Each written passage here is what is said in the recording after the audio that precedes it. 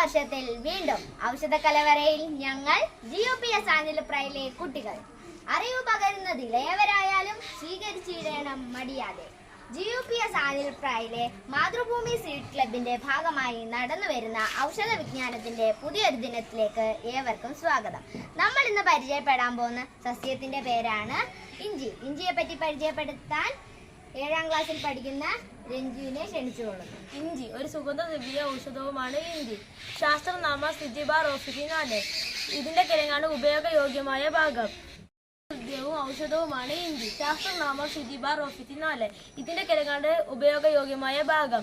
ഇഞ്ചി പ്രധാന തരത്തിൽ ഉണക്കിയെടുക്കുന്ന ചുക്ക് ആയുർവേദത്തിലെ മിക്ക ഔഷധങ്ങളിലും പ്രധാന ചേരുവയാണ്.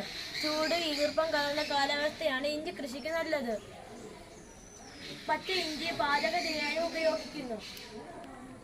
30 മുതൽ 90 സെന്റിമീറ്റർ ഉയരത്തിൽ വളരുന്ന ഒരു സസ്യമാണിത്. മണ്ണിന് മുകളിലെ ഭാഗം ആണ്ട് തോറും നശിക്കുമെങ്കിലും അടിയിലെ കിഴങ്ങ് വീണ്ടും വളരുന്നു. ഉദര രോഗങ്ങളും ഛർദി എന്നിവ ശമിപ്പിക്കുമെങ്കിലും ദഹനക്കേടിന് ഫലപ്രദം. കൂടാതെ കറികളിലും അച്ചാർ നിർമ്മിപ്പിക്കാനും ഉപയോഗിക്കുന്നു. നന്ദി. കൂട്ടുകാരെ, പകർന്നു കൊടുക്കുന്തോറും തകർക്കാനാവാത്ത സമ്പത്താണ് അറിവ്. ഇനി പുതിയൊരറിവുമായി ഞങ്ങൾ വീണ്ടും വരും. അതുവരേക്കും ബൈ.